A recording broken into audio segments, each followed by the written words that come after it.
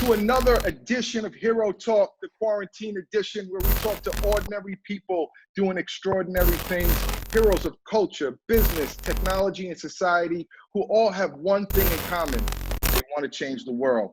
And today I am joined with a very special guest, a dear friend of mine, somebody that I go way back with. A lot of people don't know the connection that we have. We're brothers from another mother. My main man, Jason Wagenheim, President, Chief Revenue Officer of Bustle Digital Group. How are you today, sir? How you doing, man? Good to see you. I had a great introduction, Joe. I am fantastic. And I was thinking, we go back about 15 plus years now. I was at Vanity Fair, so it's got to be like 15 years, man. We're older, and are we wiser? I don't know. Well, my wife doesn't think so, but yeah, mine either. We're definitely grayer. Yeah. We're definitely grayer, you know. And I like to wear this hat so people don't say I'm balder, but that's also a byproduct of how far we go back, man. But yes, Vanity Fair days, and I think that's a great segue to educate my viewers a little bit on who I'm speaking with today. And you are someone I consider an OG of the media industry, having worked at Condé Nast, Time Inc., for publications like Vanity Fair, like Glamour, Teen Vogue, the list goes on. And now you have moved on to your most recent role, which is President El Jefe, we like to call it, of Bustle Digital Group, a group of a variety of different digital-first media platforms that include Bustle, Mike, Elite Daily, amongst a variety of others. And you are now at the helm, in charge, not only ringing the register, but with your newly appointed position as president. Congratulations, by the way. Thank you very much. Thank you. Sure, moving into more of a strategic role. And to some degree, that's what I want to talk to you about today. The title of this segment is The Future of Media. And, just to dive right into it, obviously, we're in one of the worst global crises in modern history, right? One that has resulted in, literally billions of people around the world being asked to shelter in place, quarantine themselves, some with no clear line of sight as to when this is going to end. We're starting to see the ice thaw a little bit in certain communities around the world, certain states here. But what that has done is it's ushered in a variety of new kind of consumer behavioral realities, right? And on the media side, obviously, we're glued to our televisions. We're in feed 24/7, trying to get the latest information, get educated on what's going on. We are Netflixing and chilling more than ever. We are tuning into virtual dance parties given by the likes of D-Nice. We are involved in every Zoom type of webinar you could think about. It seems as if the value of staying engaged, informed, and the value of media, the media industry in general, has never been higher, right? My first question to you: are we at a new tipping point with respect to the media industry? And what are some of the factors that you're seeing right now that you think will become commonplace coming out of this pandemic? From a media consumption standpoint, from a business model standpoint, that publishers like yourself would now need to adhere to in order to kind of take advantage or satisfy the needs of these new changing behaviors? Yeah, it's a great setup, Joe. And it's, we're talking about this every day, and I'm on a bunch of calls with other presidents and CEOs and CMOs. We have a bunch of support groups. I got to get you invited into some of these secret meetings I'm having. They're really good, and everybody's sharing the same sentiment that, there's no new normal, there's a next normal. And, the pandemic, we've been in a tipping point for the last at least 5 to 10 years when it comes to media. The advent of the smartphone back in late, 2007, 8, 9, in that time frame, that really accelerated the decline of print. It accelerated, the social platforms kind of taking over. It accelerated how we change, TV consumption habits and viewership habits. The smartphone sort of started the tipping point. And I think that media has been changing pretty dramatically for the last 5 to 10 years. What I think the pandemic has done is accelerated the rate at which we'll see the change. I think technology is, been such an important part of our media ecosystems and how we consume content now. That's all going to be even more accelerated. The need for technology will, be much more accelerated than it otherwise was. Media will not look the same coming out of this. There's no way that small publishers can continue to exist with sort of the decline in ad budgets that we've seen. Yeah. We've actually shifted a lot of our editorial as well. So, you talk about the 24/7 news cycle. We're finding our viewers across our platforms, they're done with coronavirus content. Like they have CNN and the New York Times for that. They're coming to us for things that they weren't otherwise coming to us regularly for, like wellness and spirituality, mindfulness, how to, self-care. We've pivoted our editorial operation to, be much more mindful about the type of content that our readers want to consume right now that isn't related to coronavirus. And you see that as a trend that's going to continue to post coronavirus or post this quarantining that we're going through, right? Because I think a lot of industries right now are trying to determine, okay, what is just a byproduct of the reality in which people are living right now versus what is going to be omnipresent, what's going to be evergreen moving forward. So is this a pivot in response to, or something that you think is going to be a sustained move in a new direction for you guys? I think that the wellness trend in particular is something that we have all been very, we've been watching, and we've had our eye on a couple different wellness properties and trying to build that out on our own. There's so much more awareness now for how important everybody's health and wellness is more than ever, and the balance of work and life. And, do we all need to be crammed in an office 40, 50 hours a week anymore? No, I think the workplace has changed dramatically. I don't imagine that Bustle Digital Group will have 3 floors on Park Avenue, in the years ahead. I don't think we're going to need it. I think we've all learned that we can work virtually, together and be as effective, if not more effective. So I think, how we operate, the type of media that we're producing, there's a sea change, and it's just not going to look the same coming out of it. And I don't think, by the way, to be provocative for a second, there's a lot of dinosaurs in our business. There's dinosaur companies. I'm not going to name them, but there's dinosaur companies, there's dinosaur processes, there's dinosaur people. This is sort of like the comet hitting the earth and ending that dinosaur reign. And maybe that's not such a bad thing. Maybe new life can come out of this pandemic that will reset our industry, for the future, rather than focusing on trying to fix the past, which is what we've been doing the last 5 to 10 years. I mean, that's kind of an interesting statement. It's a statement that you made, because I do agree with you that it's going to be harder for new startups and publishers to kind of break in, just given the shrinking ad budgets and the difficulty in kind of finding streams of revenue to sustain your business and their businesses. But I also feel the challenge on the top end of that, totem pole, so to speak, with the bigger publishers who are not nimble, who are kind of stuck in these kind of legacy architectures, who haven't built platforms predicated upon, malleable technology where they can pivot fast, are going to have as much of a hard time, maybe even harder, trying to revamp their businesses to adapt to the changing times. Would you say that's a fair statement? 100%. I mean, look at companies like my alma mater, Condé Nast. I'll say it publicly. I am so grateful for the career that I had there. I grew up at that company. I love it to death. I have a lot of great friends there. I'm so grateful for the time I had there, but I'm also so grateful to not be there at this particular time, because they still have a big part of their business that's reliant on an old platform, and that's ink on paper or magazines. And, I think that COVID and the pandemic is forcing a lot more people to think about, how they're consuming content from a digital perspective. Magazines have already had challenges with audiences and advertisers over the last 5 years. There's been a really rapid decline. When so much of your business is reliant on something that's declining so quickly, and now it's just accelerating, it's going to be hard to right that ship without really meaningful substantive change, which I know they're going through now and trying to figure it out. But what we've always tried to create at Bustle Digital Group is a modern version of Condé Nast or Hearst. And very simply, that means that we don't have magazines to babysit. Maybe we'll have a few, maybe we'll launch a few, but it's not going to be the core of our business. We're going to be digital, social, mobile first, and have a portfolio of brands, maybe 20 of them one day, that can be our Elle, our Harper's, our Vogue, our Architectural Digest, whatever it might be. And that is the future of media, like having shared resources and infrastructure, supporting a portfolio of brands that editorially can reach audiences at scale.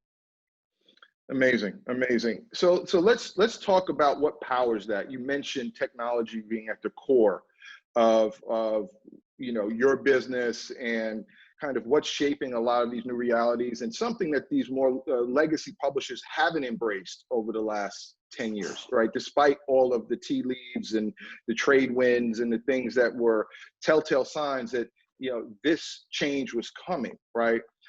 We've seen, obviously, in this pandemic, a greater interest in engagement, interactivity, some of the features that you see endemic on social platforms. Obviously, the Zoomification of the way that we communicate, virtually, IG lives. Has there been a new standard and benchmark with respect to that level of interactivity that's now an ongoing expectation for media brands to try to replicate?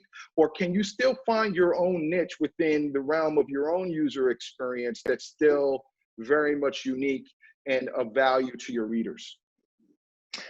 I think it's probably somewhere in the middle, Joe. Like, reader engagement and the relationship that we have with our readers is everything. That is the lifeblood of any media company. Without the relationship that we have with our readers, advertisers don't care. The whole thing just falls apart.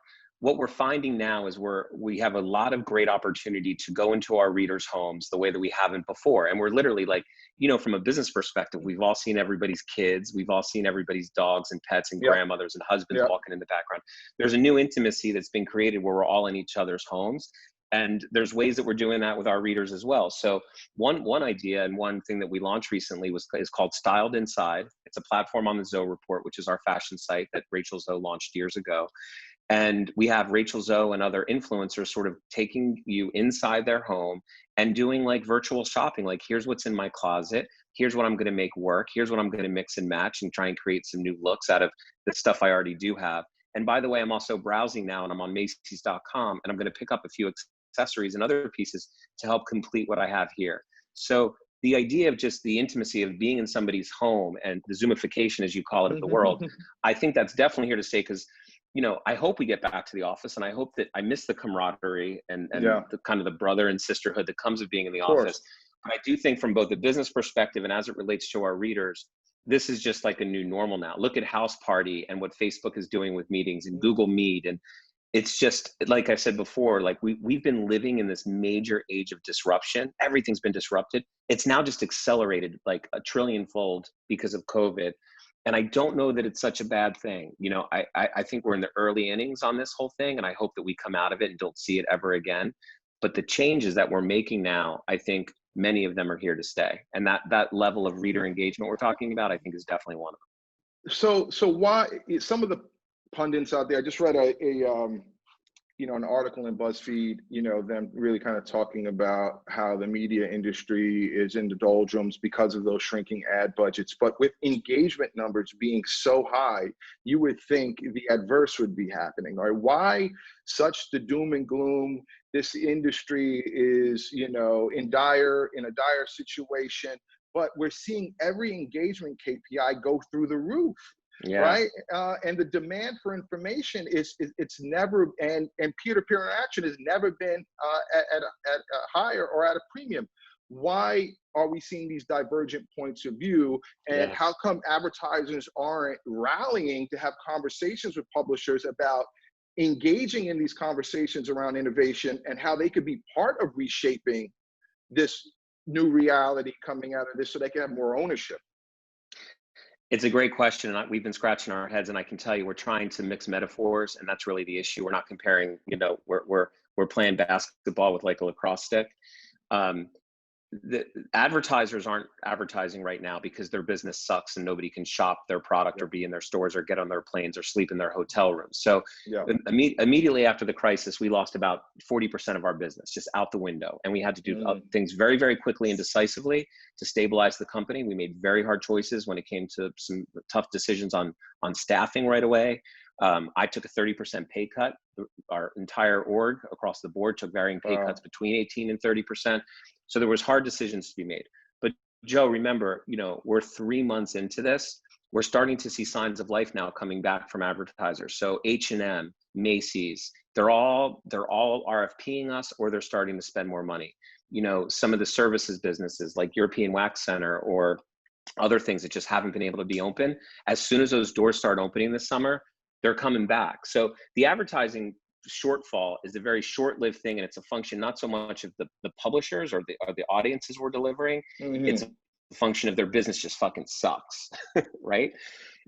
When it comes to, we've had record traffic. We're doing some of the best traffic we've ever done, and that's the irony of the whole thing. We're not able to monetize it like we otherwise would. Frankly, nobody wants to be around coronavirus content either, you know. So we started publishing a lot less content on coronavirus and more content on what we're good at, which is fashion, style, beauty, wellness, and our traffic is, you know, never been healthier. It will right size in the next couple months as we start to open up the country and businesses can open up. You'll see those two divergent ideas that you mentioned come back together again. We're projecting a shitty Q3, just like Q2, and then a bit of a hockey stick for Q4, where we start to see, you know, a nice rebound. So based upon the data that you're seeing, what are some of the things that you may not be ready to capitalize on right now, but you're super excited about, right? That you think may inform like new innovations, you know, new titles, you know, and new approaches to content coming out of this. I got to imagine, despite some of the, you know, obvious concerns about the now, you know, predicated by the things that you're saying, there's got to be a lot of excitement about the road ahead and how this kind of reset opportunity, whether it was planned or not, has resulted in some really fresh, creative, dynamic thinking that you guys are dying to kind of put into place. So without giving us all of the secrets, what are some of the macro trends that you're seeing that you're really excited about really playing with once this thing kind of subsides? You know, it's a perfect time to ask me this question, because I just got off a 2-hour brainstorm with about 10 of my core team, you know, the kind of the brains behind the whole operation. I'm the brawn, they're the brains. We had the most exciting, exhilarating conversation about what we're going to do coming out of this to sort of rewrite the marketing playbook. One thing's for sure, it's that the business is not going to be the same. We're not going to be getting RFPs and doing lipstick tutorials the way that we were. There's going to be, I'm talking to a lot of CMO friends, and the KPIs are shifting from upper funnel to mid to lower funnel really quickly. So if you can't convert, performance is really key. Helping advertisers sell product and, you know, move product is going to be really important. So we're right now working really hard. We're virtually whiteboarding some great concepts to connect the dots between, you know, social and commerce, and get people shopping more on our platforms for products that matter for our advertisers. You know, really those lower funnel tactics are really going to be a major driver for us. So we're now, like, I love this too. Like when we talk about, I think it was Winston Churchill has said this, the phrase that everybody's sort of throwing around, like, don't squander a good crisis. Like, take this as an opportunity. Take this as an opportunity to really reset your business. And I don't know that I would have had the meeting that I just had for 2 hours with my team when it was like just rapid fire, great thinking, if we weren't in this moment and being forced to sort of like change as quickly as we are. So conversion, performance, you know, how we're going to connect the dots on social between those things are really important. And you'll see some ad product from us. What's the role of video, shoppable video? You know, there's a lot of great tactics that we're going to be in market with coming out of this in August, September, that will look totally different than anything we've ever done before. And that's a good side effect of everything otherwise, you know, that's going wrong in the world right now. That's amazing. And you know what? It's really interesting you say that, because I do feel that media that just focuses on awareness-based KPIs are literally going, and those are the dinosaurs that you talked about earlier, right? And everything that you mentioned with respect to the types of services and offerings now that you can extend to your advertisers are predicated upon having a strong technological backbone that allows you to figure out how to make media more functional.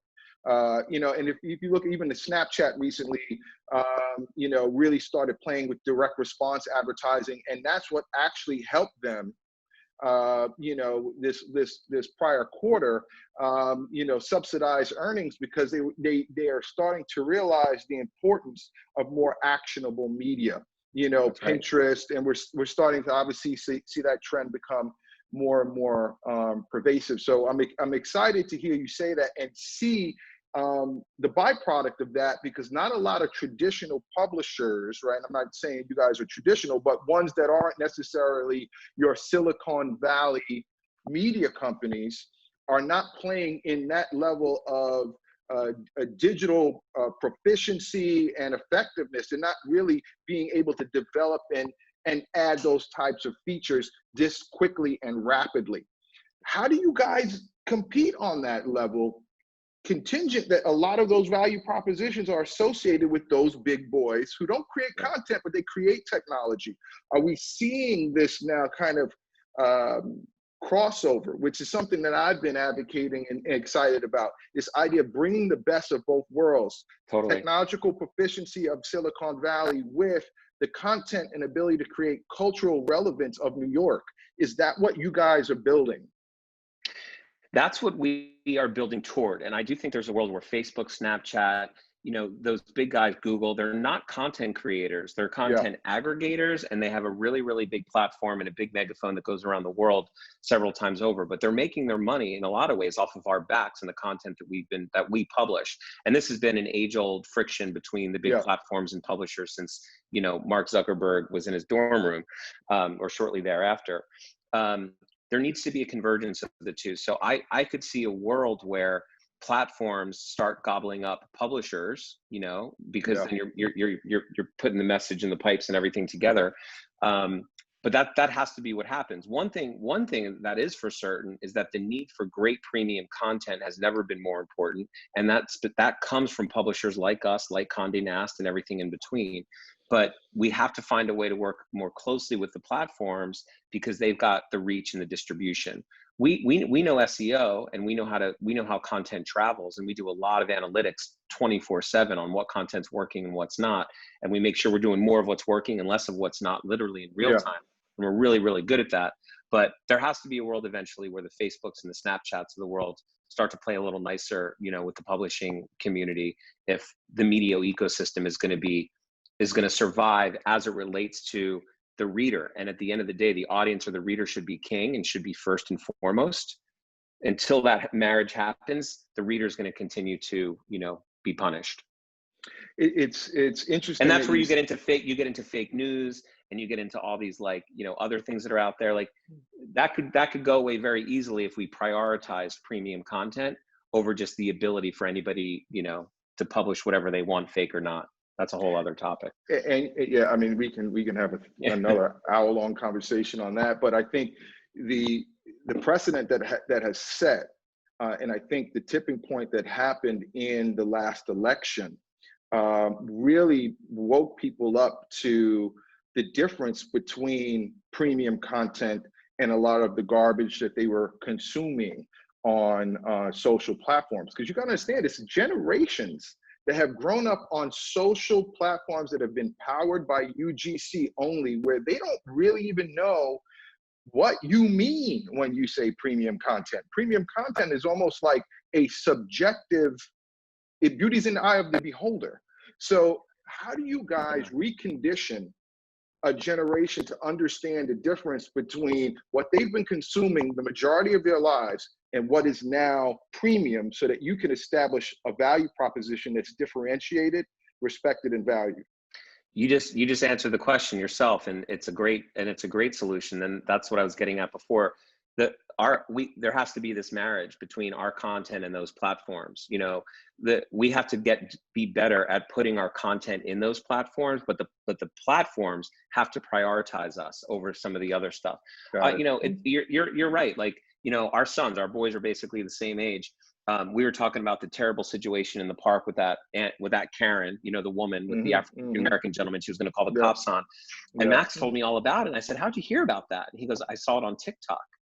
And that's where he got the news from, on TikTok. And I'm like, wow, like he didn't get it from the New York Times or from the New York Post, but my 14-year-old is getting his news on important matters, cultural matters that opened up a whole conversation about us, with him and I. And he got it from TikTok. So what's our role as publishers to make sure that the way that information is finding its way onto TikTok, whether it's about that or a sundress for summer or a vacation to take with your friends, any content we produce, how do we make sure that our content, the right content, the premium content, is what's being consumed by our kids on those platforms? And it's interesting because we're seeing these platforms start to now introduce differentiated publishing options to try and elongate people's time spent on them, right? Whether it's IGTV, et cetera, because we are now in this battle between frequency and intention, right? We want to increase frequency, but we also want to increase time spent, because obviously the longer someone spends on our platform is the more they're going to consume advertising messages and interact in a way that I can quantify and monetize. So, you know, when you start thinking about the need to increase time spent, right, you need more quality content, which means you need to incentivize your publishers to do so. Why do you think the slow move is happening with these platforms and these aggregators to do a better job of working with their publishers in incentivizing through rev share or some other ways of making it more viable for them? And that's not what they're not doing that broadly enough. You know, they hijack our content. It ends up on their platforms. You could post anything from Bustle on your Facebook page, that could go viral, and you know, Bustle wouldn't see a penny from that. You know, there's got to be a tighter relationship with the platforms to pay us to produce the content we're producing. In some cases, like with Facebook Watch, and Snap is doing this with Discover, and you know, they are funding some of these projects, but it's very sort of project based. It's not an evergreen thing where we can all share in the ad revenue together. And I think that's a big piece of the missing piece of the puzzle here is, you know, how these writers we pay a healthy wage to our writers. We pay better than a lot of the unions would ask, you know, for salaries for writers. We have a great team editorially. They cost money. Good content costs money. It can't be free. And it's up to us and other great, you know, outlets to be able to keep funding journalism so that premium content can get out into the world. And it's up to the platforms to give us the opportunity to also monetize our content on their sites and platforms as well. I'm rambling about it, but I get wound up about it because I see the share. Like I see my $200,000 deal that I get and I work so hard for, and then I see the 200 million that Facebook gets from the same advertiser, and it's just like, you know, it's just a commodity. They're selling soybeans and corn on a commodity exchange. We're selling content. We're selling a premium audience. It's a little different. But that's the quantity versus quality argument that continues to happen, right? It's like passive versus active engagement, right? So the reality is you're paying $200 million for what? For passive engagement, right? Because it's about volume and it's about numbers, it's about scale. How do we win the argument, right, about this concept of quality engagement and that people on our platforms are going to respond better to ad units because they're more engaged and they've come here with a different mindset, right? Where, hey, I'm looking for just frivolous entertainment on social or transactional value. I'm going to the New York Times, I'm going to the Wall Street Journal, or I'm going to Bustle because I actually want to have an immersive experience. How do we take the human element out of quantifying the value of that so that these advertisers can more inherently see that on their own? You know, we got to start getting credit for our work, Joe. That's what it comes down to. And it goes back to what I was talking to about, I think the paradigm shifting from more like upper funnel branded awareness stuff, brand lift stuff, to conversion. And it's up to us. And that's what I'm excited about inventing. That's what the next chapter of our business looks like. How are we going to prove that we're just as valuable as Facebook? We're never going to have the scale. We're never going to have like 2-3 billion people on our platform. But two things. One is, how can your dollars and the ROI work harder for you on our site? So it's not just like, oh, I know about Gap and their new jeans, I'm going to actually buy them now. Like, so getting attribution and credit for the sale. But then two, how do we work more closely with the platform so the great content that we are creating can be married with the scale and travel even miles and miles faster than it would otherwise on our own platform? Those are the things we're trying to solve for. I think, you know, that's the magic right there that you just kind of outlined, the holy grail, so to speak, of what we're all trying to do. What I do know now is that we've built a great company with great brands. We've got content at scale. We've got the infrastructure to support our business. We're a profitable business. Everybody that thinks digital media can't be profitable, we're proving otherwise. And I'm excited about these next chapters that may now be accelerated through this pandemic and coming a little sooner. because I think we're going to phase out some of the riffraff and things that had to just go, and we can embrace all the new that's ahead of us. You know, I love it, man. I love it. I'm juiced. I'm jazzed. You know, I am a burgeoning media entrepreneur myself, and you're not doing so bad. I'm investing a lot in what you're saying, and I've been a proponent of this for a while, that content and commerce need to come together, that great content, great user experiences that are really built on not just delivering information, but driving transactions and more meaningful engagement that can prove that, again, relative to the size, that the quality of engagement that happens on platforms with a higher level of curated content could produce at a higher clip than some of these platforms that are just doing crazy numbers and doing whatever they need to do to bait viewers to get on. And grading their own homework. Yeah, no question. Joe, I'm a huge fan of the Hero Travel app. You know that, right? I don't know where you are, whether we haven't talked about it in a couple months. I know it's, you know, you're still working on it. That model, like, you know, scale is the issue for you right now. That model that you've built with connecting, you know, a beautiful, like, curated travel experience, you know, like, platform with the opportunity to actually convert and shop and book travel. Like, that's what we're talking about, like TripAdvisor or Expedia marries Instagram.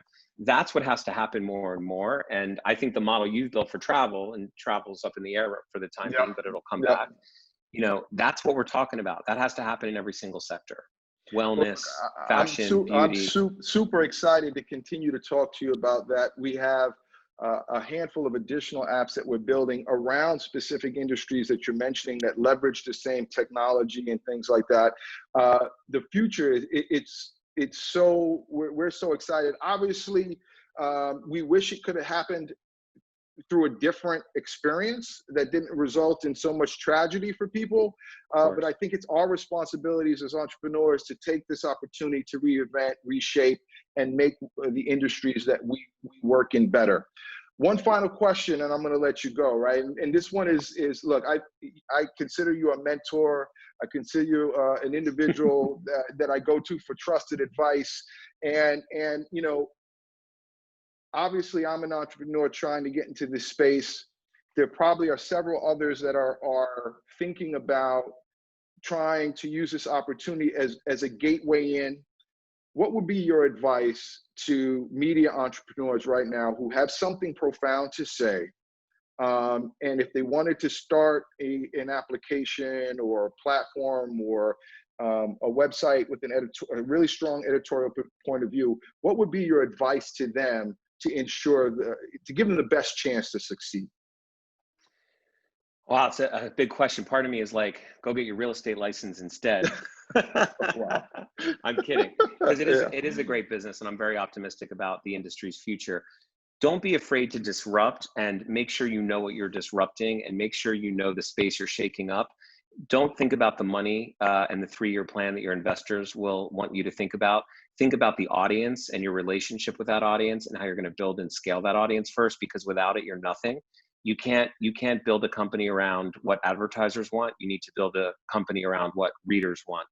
And when you have that, and you have that on lock, it's the way we built Bustle Digital Group. I mean, sure, there was a financial plan, but we saw that Glamour and Vogue and Elle were tall, skinny white girls on the runway.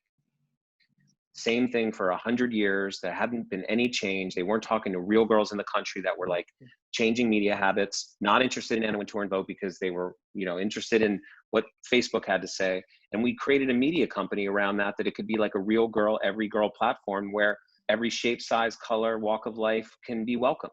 And that was ahead of me too. It was ahead of all the diversity and inclusivity conversation that's so front and center now. And that's what helped catapult our company. We knew who the audience was that we wanted to build this platform around, and we built it, and we got the audience, then we started monetizing it. So make sure you don't lose sight of that, and you know, make sure you know your differentiators and how you're going to shake up a space before you set out to do it. I'm so glad that you brought that up, man. It's so important, and maybe even something that we should schedule another time to talk to discuss, because the diversity question and shaking up the normal rigmarole of what we see every day is just so important, especially in this current climate. And the representation that we need in media is so important. So I'm just so glad that you said that. With that said, I'm Joe Anthony. That's Jason Wagenheim. He's definitely a hero. And remember, you don't have to be superhuman to be a superhero. Go out there and make something happen, man. This guy sure is. All right, I'll talk to you guys soon. Till the next time, go out there, do something good. Thank you so much, Jason, for really joining us and blessing us with your words of wisdom. Thank you, sir. Take care, man.